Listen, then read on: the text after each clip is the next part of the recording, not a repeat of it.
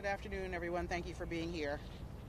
We are here on Columbia Street and Hamilton Avenue in Brooklyn, where behind us is a U-Haul truck stopped successfully by the NYPD, ending a violent rampage through Brooklyn that left at least 8 people injured. Those victims are now in area hospitals. Our best wishes are joined by those of the entire city for their speedy recovery. The early details are as follows. At approximately 10:50 this morning, officers responded to a single male driving a U-Haul truck in the Bay Ridge area of Brooklyn. The vehicle struck a number of people, ultimately being stopped here near the entrance to the Battery Tunnel into Manhattan by our Highway Patrol units. We are still constructing the events. This information is preliminary and subject to change as we continue to learn more. Right now, reportedly, we have 8 people struck. 2 are in critical condition, 2 are in serious condition, and 4 sustained minor injuries. 7 of those people are civilians. 1 of them is a police officer who is taking police action during this incident. We have 7 different locations to process, including the one behind us. At this time, we have no indication that there is any terrorism involvement in this incident. However, as always, we will continue to investigate this incident with the full resources of the NYPD and our partners.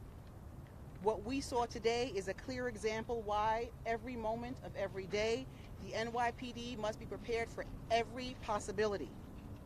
I want to thank our NYPD officers, our partners in law enforcement for jumping into action this morning.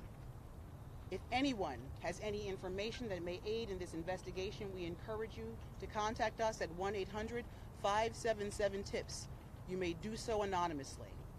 Again, this information is preliminary. I will take some questions. Miles. Guys, don't pull out.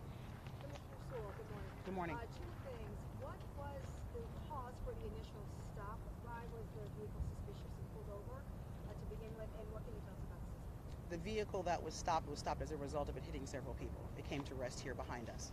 So he hit people before? That is correct. Okay. Okay, go to Ayana Harry. Good afternoon. It appears that there are some videos that are circulating that seem to show an NYPD car on the sidewalk following behind the wall. Can you talk to us about, I guess, tactically why that might be something that thought to seem dangerous? That's the subject of our investigation as well. That'll all be part of our investigation. We're going right here to the front. Yeah, can you tell us about some of the other locations and also what do we know about the suspect? We know a very limited amount about the subject at this time. That's part of our investigation. There are approximately 7 scenes that we have to process at this time. They're all in Bay Ridge along the way to here. Can you just give us a name and age? Of the subject, we're not releasing that at this time.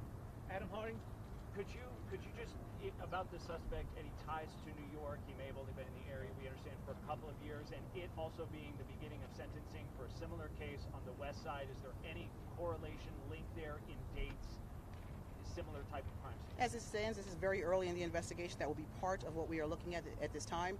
Whether this person has a nexus to New York or out of state is part of that as well. Okay, 1 or 2 more. We're going to Aaron Katersky. Hello. When you say 7 scenes, I mean, people were struck in those 7 different locations. And is there anything that indicates that it's intentional? We don't know that at this time. There are 7 scenes, 8 people are struck, and that will be determined as we go through the scene with our crime scene unit. Last question, Rocco. Commissioner, a couple of elected officials have already tweeted out that the suspect said something to the effect that he wanted to die. Can you talk about what he may have said to the police at any point? Again, it's very early for us to be able to say that, Rocco. That'll be released when we have that information. Was the initial call about a U-Haul truck driving recklessly or had hit pedestrians, or were all the pedestrians hit after police engaged the vehicle? The preliminary information is that the U-Haul struck people first, and then we engaged after that. All right. Last question, Joe Marino. Do we know the status of the U-Haul stolen, where it was rented from? It's part of our investigation now. Thank you all for your time. I appreciate you coming out. Thank you.